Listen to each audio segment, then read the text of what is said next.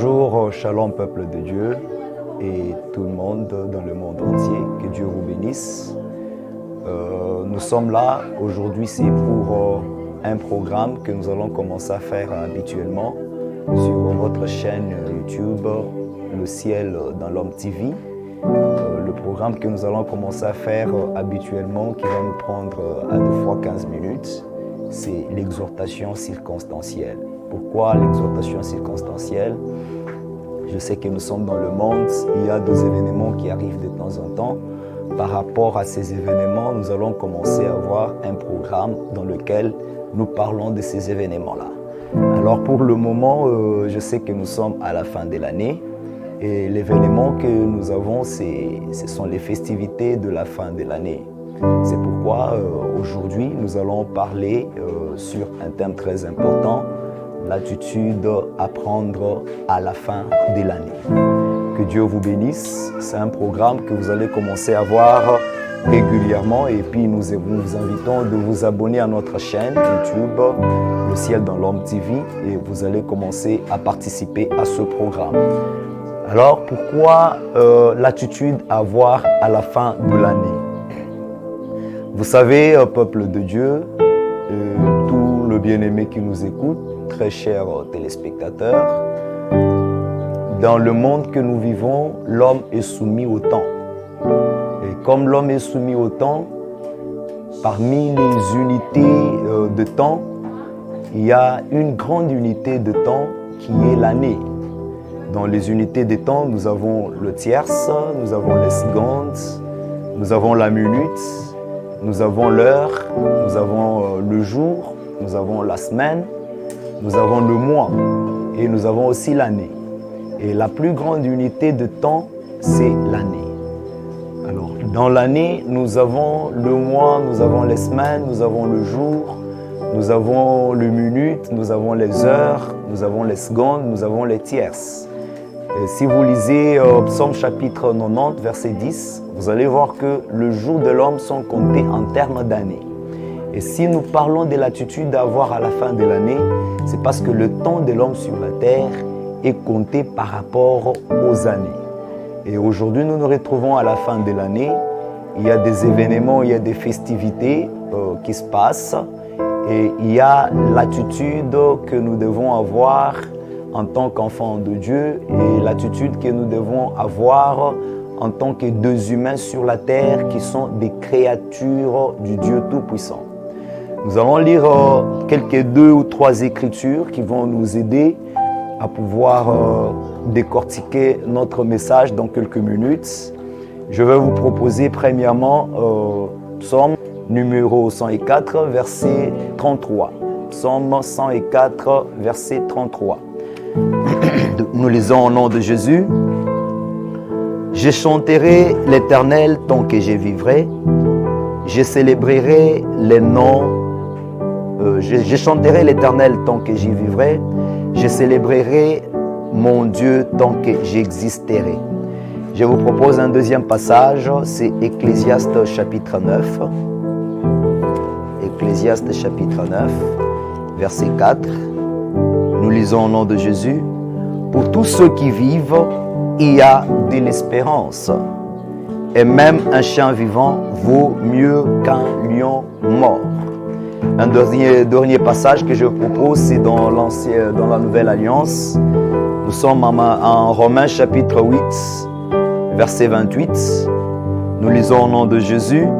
Nous savons du reste que toute chose concourt au bien de ceux qui aiment Dieu, de ceux qui sont appelés selon son plan. Parole du Seigneur. Priez avec moi. Dieu Tout-Puissant, Dieu plein de grâce, Dieu plein de miséricorde, nous voulons exhorter ton peuple en ce moment. Laisse que tu sois le Dieu qui nous utilise puissamment, qui nous inspire et qui nous enseigne dans ces quelques minutes, et que tout un chacun qui nous écoute soit édifié, que ces paroles soient pour son édification, soient pour sa construction, sa consolation, au nom de Jésus-Christ. Amen. Alors, nous avons dit que nous allons parler de l'attitude à avoir à la fin de l'année. L'année a commencé depuis janvier et aujourd'hui nous nous retrouvons au mois de décembre. il y a des fêtes, ça et là, les gens sont embrouillés, il y en a qui montent, qui descendent pour acheter les habits, à manger. Et en tout cela, il y a beaucoup de gens qui oublient des choses qui doivent être faites à la fin de l'année. Alors, en tant qu'enfant de Dieu, il y a une attitude qu'on doit avoir à la fin de l'année. Et dans cette attitude, il y a deux choses qui doivent être remarquées. À la fin de l'année, la première des choses qu'il faut faire, au-delà de tout ce que vous pouvez faire, fêter, manger, s'habiller, visiter les gens, souhaiter des vœux aux gens, il y a deux choses très importantes que vous devez faire. La première des choses, c'est la reconnaissance à l'Éternel, la reconnaissance à Dieu. La deuxième des choses, c'est l'espérance à Dieu. Donc, c'est la reconnaissance et l'espérance. Nous commençons premièrement avec la reconnaissance. Pourquoi la reconnaissance? Comme nous venions tantôt de le dire, qu'à la fin de l'année, nous devons savoir que l'année est l'unité, la plus grande unité des mesures du temps. Dans l'année, il y a beaucoup d'événements qui sont arrivés.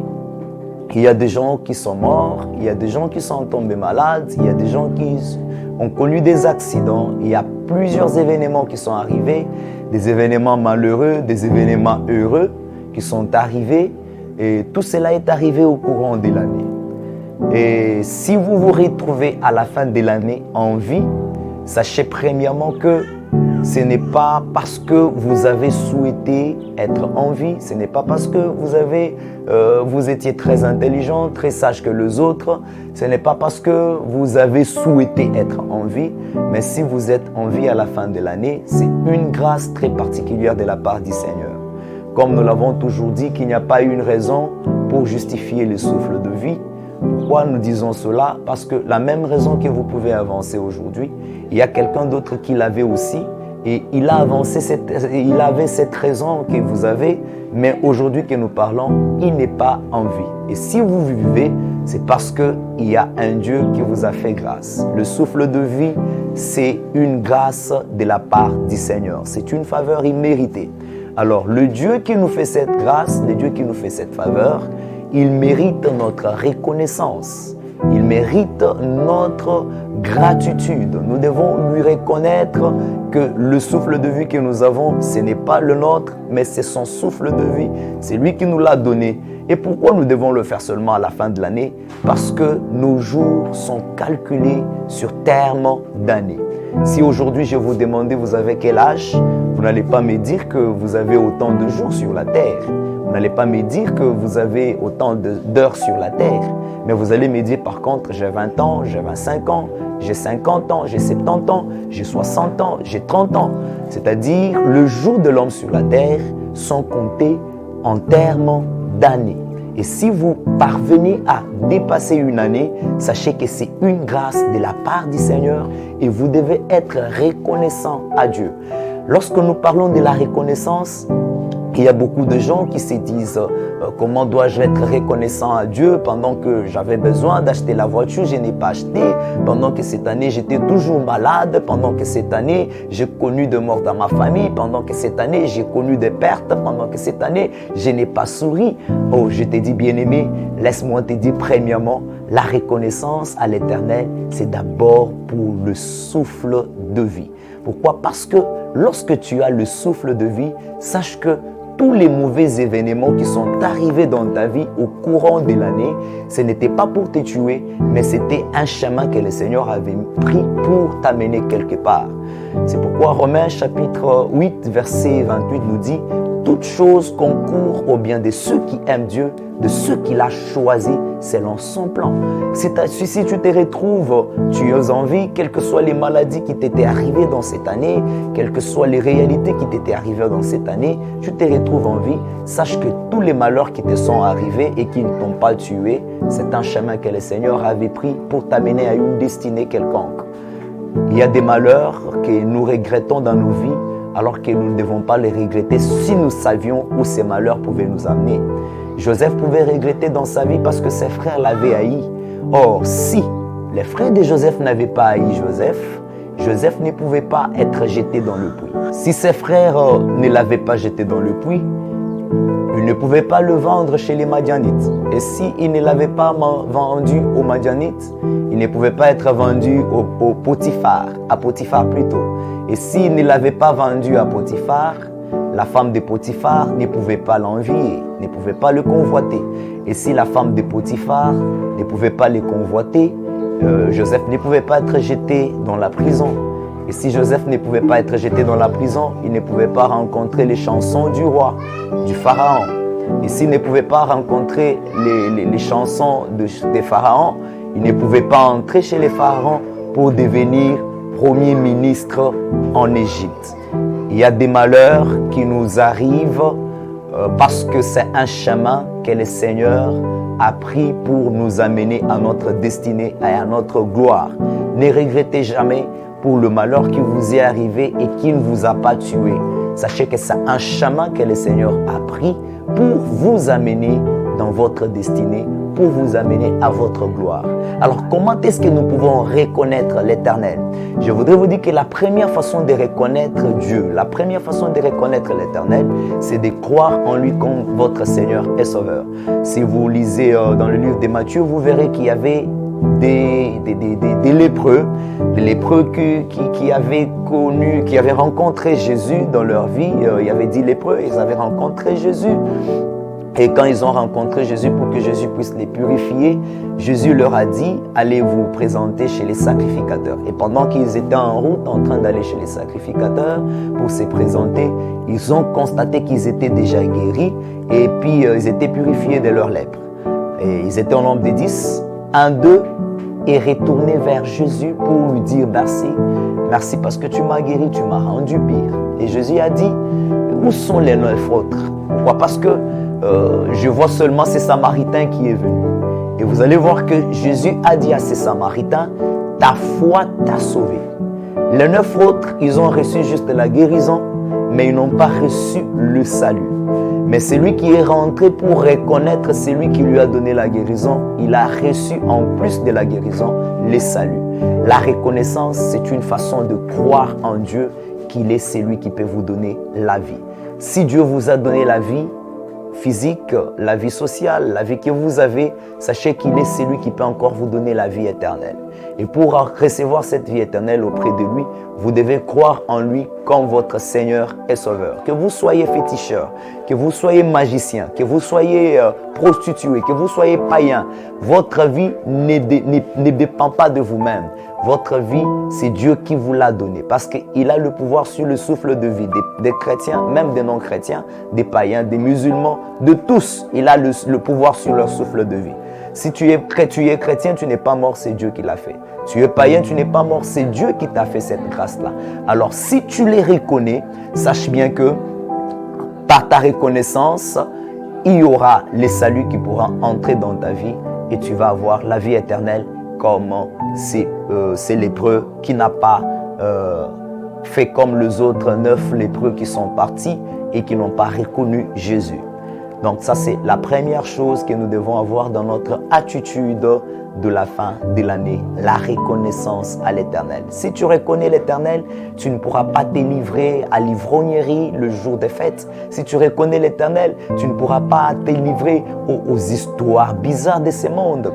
Dans la reconnaissance, il y a la célébration, il y a la louange, il y a le chant, il y a même les offrandes d'action de grâce. Reconnaissons l'Éternel qui nous a donné le souffle de vie pendant toute cette année. La deuxième des choses dans l'attitude que nous devons avoir à la fin de l'année, c'est l'espérance. Alléluia, ça j'aime tellement. Pourquoi l'espérance? La Bible nous dit en Ecclésiaste chapitre 9, verset 4, que pour ceux qui vivent, il y a encore de l'espérance. Un chien mort, un chien vivant vaut mieux qu'un lion qui est mort. Alléluia.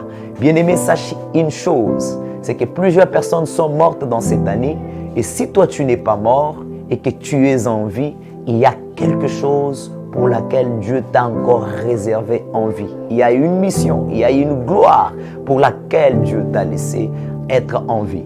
Et cette gloire, j'espère qu'elle va s'éclater dans ta vie, dans cette année qui commence. La Bible dit, il y a de l'espérance pour tous ceux qui vivent. Tant que tu vis encore, ne désespère pas. Tu as échoué hier, tu as essayé encore, tu as échoué. Tu as tenté tout, ça n'a pas marché. Tu as parcouru plusieurs hôpitaux, tu n'as pas trouvé la guérison. Mais comme tu n'es pas mort, il y a de l'espérance, il y a de l'espoir que tu vives ce que tu n'as pas reçu hier. Écoute ceci, je voudrais te dire une chose très importante. Malgré tu n'as pas eu tout ce que tu avais besoin, tu n'as pas eu ce que tu cherchais, tu avais besoin du mariage en cette année qui vient de terminer, tu ne l'as pas eu, mais du moins tu as envie. Comme tu as envie, c'est possible que tu te maries l'année prochaine. Tu avais des projets qui ne se sont pas accomplis l'année passée. Comme tu as envie, il y a possibilité que ces projets s'accomplissent l'année prochaine. Tout ce que tu avais à faire l'année passée, qui ne s'est pas réalisé, comme tu as envie, sache qu'il y a de l'espérance que cela s'accomplisse dans ta vie. Pourquoi? Parce qu'un chat vivant vaut mieux qu'un lion mort. Le lion est fort, mais quand il est déjà mort, c'est déjà fini, sa force est enterrée. Mais un chien qui est vivant, il peut réaliser des plus grandes choses que le lion qui est mort. Pourquoi? Parce que c'est lui qui est vivant, il a encore la force, il a la vigueur, il peut réaliser des grandes choses. Ne perds pas l'espoir, ne perds pas l'espérance. Aie l'espérance que le Seigneur se glorifiera dans ta vie, dans cette année qui va commencer, parce qu'il t'a laissé en vie. Que Dieu vous bénisse. Ce sont les quelques paroles que nous étions venus pour vous donner et vous exhorter avec à la fin de cette année pour la gloire du Seigneur. Abonnez-vous à notre chaîne YouTube, Les Ciels dans l'Homme TV, et cliquez sur la cloche des notifications afin que vous ne puissiez pas manquer nos programmes. Nous avons plusieurs programmes, 30 secondes d'édification. Il y a aussi l'émission Les Ciels dans l'Homme. Il y a aussi nos prédications que nous mettons là de temps en temps pour la gloire du Seigneur. Que Dieu vous bénisse. À la prochaine, je vous présente mes vœux le meilleur aux parents, aux enfants, aux amis, aux chrétiens, aux non-chrétiens. Que Dieu vous fasse du bien. Recevez la longévité, les bonheurs, la prospérité et toutes les meilleures choses du monde au nom de Jésus-Christ. Amen. Prions le Seigneur. Jésus, merci pour tout. Merci pour cette exhortation. J'ai prié pour tout celui qui nous a écoutés, tout celui qui nous écoutera, toute celle-là qui nous a écoutés, toute celle-là qui nous écoutera, partout où il peut se trouver dans le monde. Laisse Seigneur que tu puisses te glorifier dans leur vie. Je les abandonne entre tes saintes mains, stabilité, leur bonheur et surtout encore pour une vie d'intimité profonde avec toi. Au nom de Jésus-Christ, j'anéantis tout ce qui n'est pas de Dieu dans leur vie et que les voies de bonheur s'ouvrent devant eux. Nous avons ainsi prié au nom de Jésus. Amen.